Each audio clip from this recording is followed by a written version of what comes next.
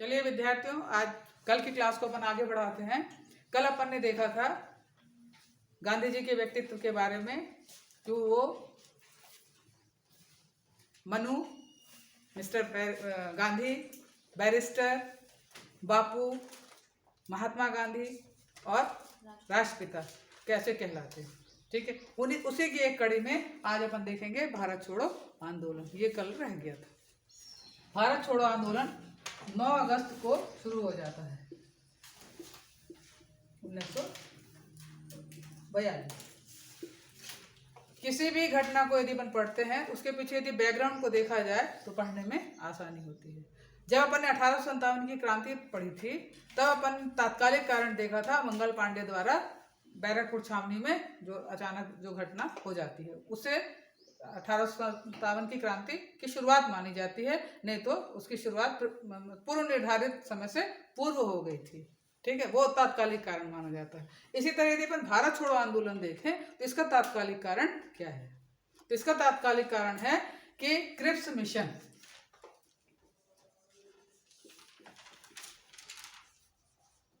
अब Cripps mission को भी समझने से पहले ये देखना होगा कि द्वितीय विश्व युद्ध चल रहा था। द्वितीय विश्व युद्ध कल अपन ने पढ़ा था, प्रथम विश्व युद्ध की चर्चा आई थी, है ना। तब गांधी जी ने कांग्रेस में मीटिंग करके और मित्र राष्ट्रों के साथ भारत प्रथम विश्व युद्ध में शामिल हुआ था। अब द्वितीय विश्व युद्ध की घटना आ गई। द्वितीय विश्व युद्ध कब हुआ? 1939 से 1945। ठीक है, घटना अपन पढ़ेंगे 1942। ब्रिटिश संसद में उस समय प्रधानमंत्री थे चर्चिल। उन्होंने संसद के अधिवेशन के भाषण में कहा कि अब द्वितीय विश्व युद्ध के समय भी हमको भारत का सहयोग लेना होगा, क्योंकि जो जापानी थी सेना वो बर्मा तक आ चुकी थी, मतलब भारत की सीमा में आने में उसे देर नहीं लगती। तो यह हुआ कि भारत का भी हमको संरक्षण करना होगा और भारतीयों का अधिक से अधिक सहयोग लेना होगा, तब हम द्वितीय विश्व युद्ध में शामिल हो सकते हैं। तो इसीलिए प्रयास किया गया कि अब किसी न किसी को यहाँ भेजना होगा, भारत डायलॉग होगा, आपस में बातचीत होगी, शिष्टमंडल भेजा जाएगा। और इधर मित्र राष्ट्रों पर दबाव भी पड़ रहा था, मतलब अमेरिका भी दबाव डाल रहा था ब्रिटेन पर कि आपको भारत का कहीं ना कहीं ध्यान रखना चाहिए। इसलिए 11 मार्च को संसद में वो बात करते हैं, ब्रिटिश संसद में, और 22 मार्च को सर स्टेफर्ड क्रिप्स के साथ जो शिष्टमंडल है, 3 लोगों का शिष्टमंडल भारत आता है।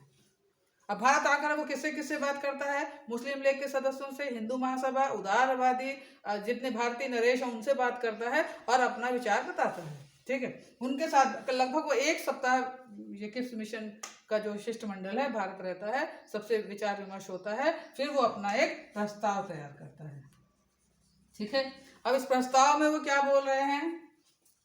भारत को हम डोमेनियन बनाएंगे, डोमेनियन स्टेट। डोमेनियन स्टेट का मतलब यह है कि आंतरिक रूप से भारत का जो सामाजिक है, आर्थिक, राजनीतिक जो परिस्थितियां हैं वो भारतीय देखेंगे, परंतु वैदेशिक मामलों में, रक्षा के मामलों में सम्राट का आधिपत्य रहेगा भारत पर। ऐसे मतलब इस तरह का स्वशासन उन्होंने देना चाहा, जैसा कि कभी याद करिए उदारवादी क्रमिक विकास में मांगा करते थे। अब परिस्थितियां बिल्कुल बदल चुकी थी। इस डोमेनियन स्टेट की बात कोई मानने को तैयार नहीं हो रहा था, इसलिए ये प्रयास किया, मतलब ये डोमेनियन स्टेट का एक बात उन्होंने रखी किसने? क्रिप्स मिशन में। और दूसरा उन्होंने रखा कि एक संविधान निर्मात्री सभा बनेगी। वो क्या करेगी? संविधान बनाएगी। ठीक। और तीसरा उन्होंने ये कहा कि यदि जो प्रांतीय है, जो भारत मतलब एक संघ जैसा जो भारत है, उसमें जो उसके जो प्रांत वाले जो राज्य हैं चाहे तो न भारत में जुड़े और वो अपना अलग संविधान बना सकते हैं। तो ये जो क्रिप्स मिशन का प्रस्ताव था ये भारतीयों को पसंद नहीं आया, और यही वजह है कि फिर जो कांग्रेस में मीटिंग होती है और कहा कि हम इस प्रस्ताव को नहीं मानेंगे। ठीक है, इसको गांधी जी ने कहा कि ये एक दिवालिया चेक है। दिवालिया चेक कैसा? एक ऐसा, मान लीजिए अपने पास एक चेक मिला अपन को, परंतु जिस बैंक के लिए मिला वो बैंक ही दिवालिया है, तो उसके पास जब खुद पैसे नहीं हैं तो अपना जो चेक अपन को मिला है वो कैसे अपना वो चेक भुनेगा, है ना। तो पोस्ट डेटेड चेक की संज्ञा दी इन्होंने, गांधी जी ने, इसलिए ये बहुत एक फेमस कोटेशन है कि किस संबंध में कहा गया, तो ये क्रिप्स मिशन के संबंध में कहा गया। ठीक है, तो जो तात्कालिक कारण अपन देखते हैं भारत छोड़ो आंदोलन का वो यही है। इसके कारण अब क्या हुआ, जुलाई में 11 मार्च को ब्रिटिश संसद में बात होती है, 22 मार्च 1942 को शिष्टमंडल भारत आ जाता है, एक हफ्ते रुकता है, वापस चला जाता है। ठीक है, अब मगर उस पर जब चर्चा होती है, अब उनको ये फिर समझ में आ गया कि ब्रिटिश इतना स्वार्थ चाहता है कि जब जब उसे जरूरत रहती है तब तक हमारा उपयोग कर लेता है। द्वितीय विश्व युद्ध में जरूरत है तो फिर हमको कर लिया, अब लुभावने वादे दे रहे हैं। अब प्रथम विश्व युद्ध के समय भी कहा था, मगर कोई आश्वासन देने के बाद वो कोई काम नहीं करते हैं, इसीलिए उनको मालूम था द्वितीय विश्व युद्ध में भी ऐसा होगा। गांधी जी ने सोचा कि वहां तो द्वितीय विश्व युद्ध चल ही रहा है, हमें अब इसी परिस्थिति में देखना पड़ेगा और हमें अब अपना आंदोलन करना चाहिए। ठीक है, तो ये जो जुलाई में वर्धा में एक बैठक हुई, ये बहुत फेमस बैठक कहलाती है। इसमें ये 14 जुलाई को होती है, उसमें ये प्रस्ताव पारित किया जाता है। ये भी एक सविनय अवज्ञा आंदोलन का रूप ही था कि ब्रिटिश शासन हमारी कार्यशैली अपने ऐसी रखा हुआ कि हमारे किसी भारत की कोई भी गतिविधियों पर उसका ध्यान नहीं है और हमको अपनी स्वतंत्रता हेतु प्रयास करना होगा। अब 8 अगस्त को मतलब बंबई में भारत छोड़ो आंदोलन का प्रस्ताव पारित हो जाता है। ठीक है, 9 अगस्त से 8 अगस्त को पारित होता है और 9 अगस्त को पूरे भारत में अगस्त क्रांति हो जाती है। और ये अगस्त क्रांति जो है ये हो रही है काकोरी कांड के 17 साल बाद। 17 साल कैसे हो रहे हैं, 9 अगस्त 1925 को काकोरी कांड हुआ था। काकोरी कांड में ये होता है कि लखनऊ के पास एक जिला है काकोरी, ये बहुत फेमस है घटना, आप जानते होंगे कि इतिहास में भी आप लोगों ने पढ़ा होगा, जनरल नॉलेज में भी पढ़ा होगा कि सरकारी खजाना लूटने का प्रयास किया था चंद्रशेखर आजाद, अशफाक उल्लाह खां, बिस्मिल खां। उन्होंने क्या किया कि इनको पकड़ा भी गया और बाद में इनको फांसी की सजा दी गई। ठीक है, तो ये काकोरी कांड से ये कोरिलेशन, मतलब इसी जानबूझ के यही डेट चुनी गई थी। अब अपन को देखना है, बैकग्राउंड अपन ने देख लिया, इसको मिटा दे रही हूं। अब आप देखिए भारत छोड़ो आंदोलन पे कितने प्रश्न बन रहे हैं। पहला कि इसे अगस्त क्रांति भी कहते हैं। ठीक है, दूसरा अगस्त क्रांति के नायक कौन थे, किसने शुरुआत करी, अपन पढ़ ही रहे हैं, महात्मा गांधी।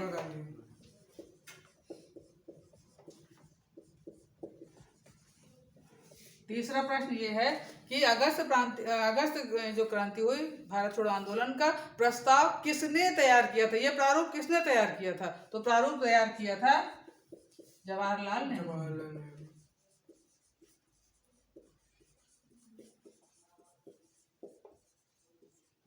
ठीक है, चौथा प्रश्न बनता है कि इस अगस्त क्रांति में ऐसा कौन सा विद्यार्थी जीवन का एक ऐसा नेता था जो उभर कर सामने आया, जो सक्रिय सदस्य रहा इस भारत छोड़ो आंदोलन में।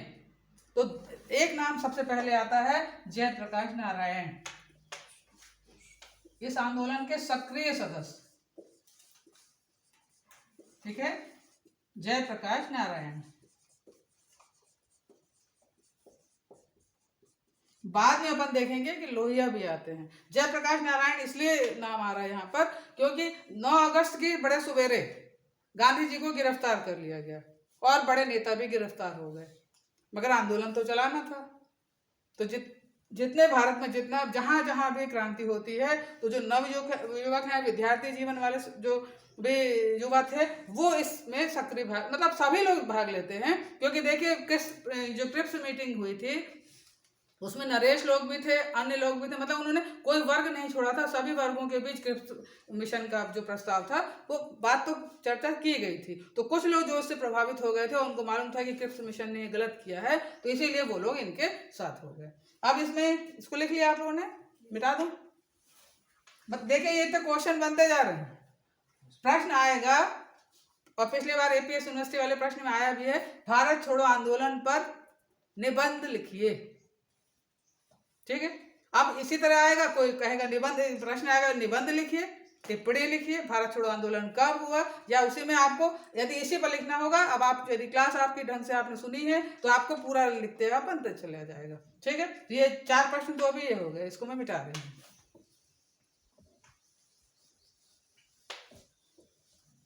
एक प्रश्न इसमें और आ रहा है, इस आंदोलन की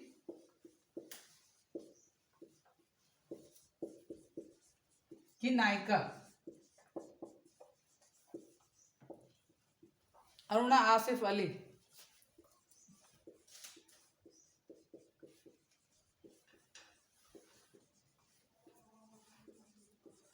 ठीक है।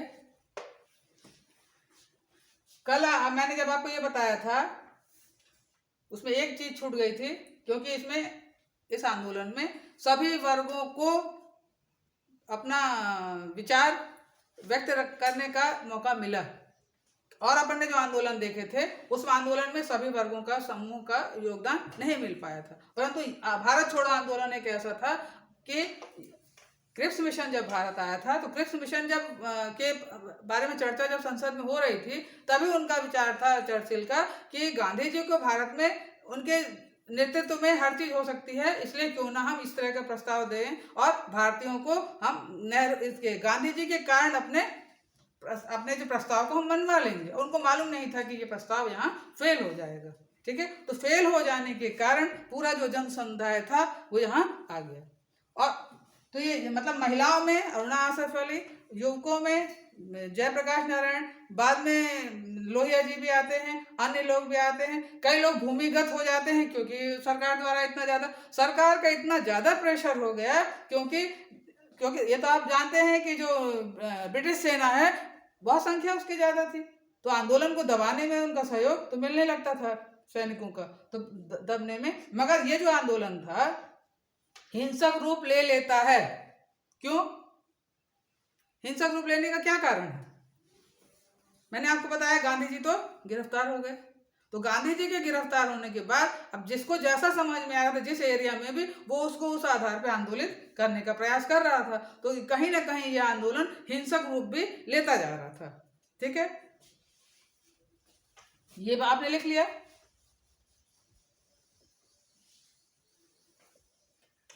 यदि प्रश्न आएगा, ये तो अभी मैंने बताया, प्रश्न आया भारत छोड़ो आंदोलन पर टिप्पणी लिखिए। प्रश्न यदि आएगा भारत छोड़ो आंदोलन के क्या कारण थे, भारत छोड़ो आंदोलन का क्या परिणाम हुआ, क्या आंसर लिखेंगे? भारत स्वतंत्र हुआ। नहीं, देखिए पहले तो आपको तात्कालिक कारण लिखना पड़ेगा। क्रिप्स मिशन के बारे में आपको डिटेल लिखनी पड़ेगी। बहुत सारा नहीं लिखेंगे, फिर भी आप इतना लिखेंगे, कम से कम 5 लाइन आपको जरूर लिखनी पड़ेगी।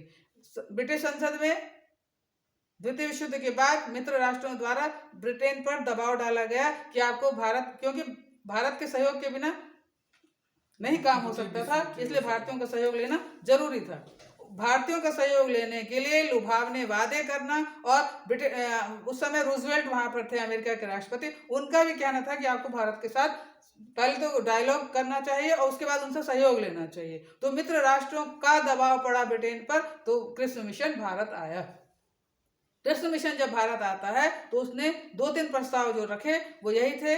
प्रस्ताव तो कई थे, पर 3 पर जब विशेष बात हुई कि डोमिनियन स्टेट की जो संज्ञा दी गई, एक वो संविधान निर्मात्री सभा, ये जो बातें हुई। अब उसके आधार पर देखिए ये क्या प्रभाव पड़ा कि उनने संविधान निर्मात्री सभा तो फिर हुई, फिर आगे चल के संविधान सभा तो बनी। तो इसका भारत छोड़ो आंदोलन का परिणाम क्या अपन को देखने को मिलता है कि अंग्रेजों, अब एक चीज छूट रही है इसमें, भारत छोड़ो आंदोलन का प्रमुख नारा करो या मरो। कल मैंने बताया था, एग्जाम में आया है, करो या मरो का नारा गांधी जी ने कैसे दिया?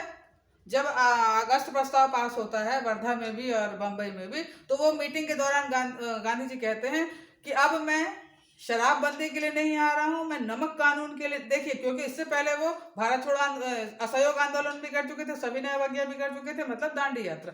ये जो भारत छोड़ो आंदोलन है ये भी एक सविनय अवज्ञा आंदोलन का ही, सविनय अवज्ञा का ही कारण था। मतलब वो तो विनय पूर्वक ही अपना जो बात थी ब्रिटिश सरकार से कह रहे थे, बाद में आंदोलन इस तरह का रूप ले लेता है क्योंकि वो गिरफ्तार हो जाते हैं। तो जब वो मीटिंग में ये कहते हैं, आह्वान करते हैं भारतीय जनता से, तो वो ये कहते हैं कि मैं अब शराबबंदी के लिए नहीं आया हूं, मैं नमक या कुछ मांगने नहीं आया हूं। इस बार तो अपन को ये स्थिति है कि हम या तो करेंगे या मरेंगे, डू एंड डाई। इसलिए ये जो नारा आया है करो या मरो। तो इसमें पूरे आपको बैकग्राउंड समझ में आ रहा है। पहले अपन को क्रिप्स मिशन लिखना है और उसमें ये लिखना है सर स्टेफर्ड क्रिप्स के साथ 2 लोग और आते हैं और वो प्रतिनिधि मंडल आया, उन्होंने अपने विचार रखे। ये भी जरूर लिखना है गांधी जी ने जो कहा है पोस्ट डेटेड चेक है, ये जो गांधी जी ने किस संबंध में कहा, क्रिप्स मिशन के संबंध में कहा। ठीक है, देखिए अब गांधी जी पर ही प्रश्न बन रहे हैं कम से कम 27 नंबर के, तो पूछना उनको यही सब है, पर वो घुमा फिरा करके इसको कहते हैं बिटवीन द लेसन। प्रश्न पाठ तो आपका ये है भारत छोड़ो आंदोलन, अब इसके अंतर्गत कितने प्रश्न बनते हैं? ठीक है, प्रश्न बनते जा रहे हैं। यदि वो भारत छोड़ो आंदोलन पर लिखेंगे तो आपको तब क्रिप्स मिशन थोड़ा सा लिख सकते हैं, मगर नहीं। पर यदि आप भारत छोड़ो आंदोलन के कारण और परिणाम, तब आपको कारण में लिखना पड़ेगा क्रिप्स मिशन। उसके बाद आप इधर आइए और इसके बाद आप पूरा वर्धा प्रस्ताव जुलाई में हुआ, अगस्त में फिर बंबई अधिवेशन में 8 अगस्त को पारित हुआ, 9 अगस्त को पूरे भारत में हो गया, 27 साल बाद होता है क्योंकि यहाँ पर काकोरी कांड के बाद होता है और इसी डेट को चुना भी गया। और जो अगस्त क्रांति है मतलब भारत छोड़ो आंदोलन का दूसरा नाम क्या है? अगस्त क्रांति। ऐसा भी आ सकता है अगस्त क्रांति पर विचार लिखिए, अगस्त क्रांति किसे कहते हैं। ठीक है, मतलब इस तरह के प्रश्न आएंगे तो आपको मैं ये जो जितने भी आज मैं पढ़ा रही हूँ सब में आपके प्रश्न ऑब्जेक्टिव कैसे बनते जा रहे हैं, कम से कम 10 प्रश्न तो ऑब्जेक्टिव बन गए यदि यही आपका डिटेल आ जाएगा। तो भारत छोड़ो आंदोलन पर टिप्पणी लिखिए, भारत छोड़ो आंदोलन पर प्रकाश डालिए, भारत छोड़ो आंदोलन के कारण और परिणाम लिखिए और उसमें कौन कौन से उभर कर नेता सामने आ रहे हैं, ये सब चीजें हो रही। और परिणाम अपन देखें तो क्या है भारत छोड़ो आंदोलन का? दूसरा क्या था, जब ये ब्रिटिश सरकार के लिए बातें हो रही हैं अगस्त प्रस्ताव में, तभी वो कह देते हैं कि अब हम कुछ मांगने आ रहे हैं और हम लेकर रहेंगे, तो इसीलिए वो अंग्रेजों से कहते हैं अंग्रेजों को अब ब्रिटिश साम्राज्य यहाँ से समाप्त करना होगा। तो अगस्त आंदोलन या भारत छोड़ो आंदोलन का मेन उद्देश्य क्या है, प्रमुख लक्ष्य क्या है? ब्रिटिश साम्राज्य को समाप्त करना। ठीक है, ये तो इनका लक्ष्य हो गया। इसके लिए उन्होंने कार्यक्रम क्या रखे थे? गांधी जी जल्दी गिरफ्तार हो जाते हैं परंतु उनके कार्यक्रम तो यही थे जो उन्होंने सभी ने अवज्ञा आंदोलन में नमक वाले को छोड़ दें, तो उनका शराबबंदी भी था, छुआछूत की भावना को हटाना भी था, ब्रिटिश साम्राज्य को यहाँ से निकालना भी था, जितने और अपने जितने भी वो कानून थे वो इसमें मनवाना चाह रहे थे। ठीक है, तो ये तो अपन ने देख लिया। अब इसका परिणाम क्या देखने को मिलता है? अब ब्रिटिश साम्राज्य को ये समझ में आ गया कि अब हमको एन केन प्रकारेण यहाँ से निकलना ही पड़ेगा और उन्होंने ये एहसास दिला दिया था कि अब अंग्रेजों को भारत छोड़ना पड़ेगा।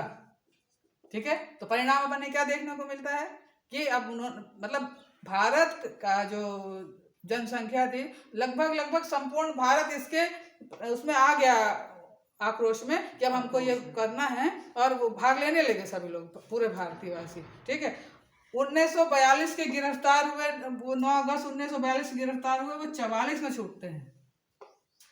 सोचिए, मतलब इस बीच आक्रोश इतना जनता का बढ़ता जा रहा है और आंदोलन को रोकने का प्रयास किया जाता है। तो इसका परिणाम फिर ये होता है, वेवेल योजना आएगी, कैबिनेट मिशन योजना आएगी, फिर भारत स्वतंत्र होगा। और देखिए डोमेनियन में एक चीज आप और समझ लीजिए, डोमेनियन का मतलब मैंने अभी आपको बताया कि वो इस तरह की सरकार चाह रहे थे कि भारत अपने यहाँ पर अपनी जो उसका स्वशासन है, आंतरिक उसकी जो गतिविधियां हैं उनको वो कंट्रोल करे, परंतु जो मेन कंट्रोल है वो सम्राट का भारत पे रहेगा, वैदेशिक रहेगा, रक्षा का रहेगा, मतलब भारत इन पे अपने निर्णय नहीं ले सकता। ये तो फिर वही बात हो गई। 1947 में भारत स्वतंत्र होता है, परंतु जब संप्रभु कब बनता है, गणतंत्र कब बनता है?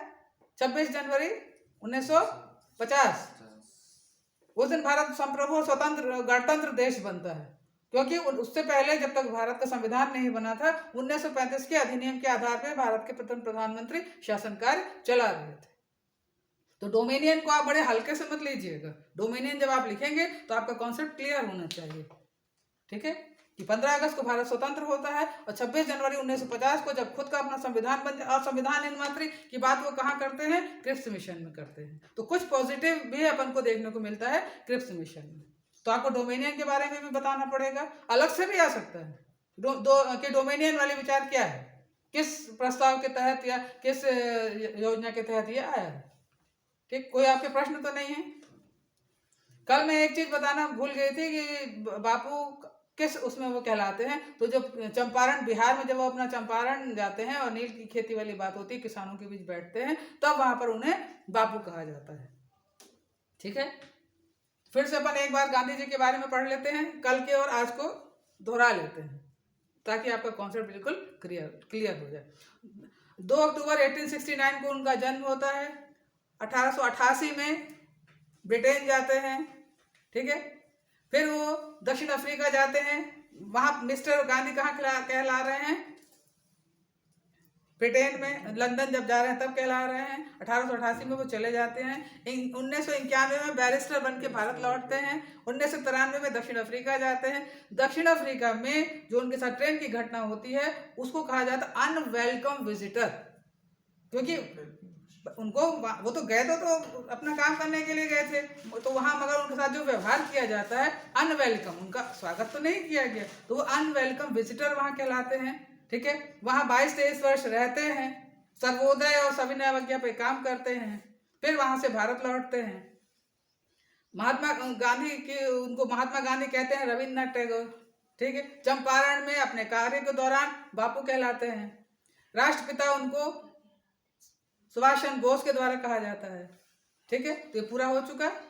और इन्हीं सब गतिविधियों के कारण जो अपन ने उनके जितने भी प्रश्न बनते हैं या जितने उनके आंदोलन थे वो अपन ने देखे। मेरे ख्याल से अब ऐसा कोई सा प्रश्न नहीं है गांधी युग में या महात्मा गांधी पर कि अब आप लोगों से ना बने। आज की क्लास में सबसे ज्यादा इंपॉर्टेंट ऑब्जेक्टिव भी बने हैं और जितने प्रश्न बन सकते हैं उन पर विचार भी हुआ है। ठीक है, कोई प्रश्न यदि आपके हैं तो बताइए, नहीं क्लास यहीं खत्म। ठीक है।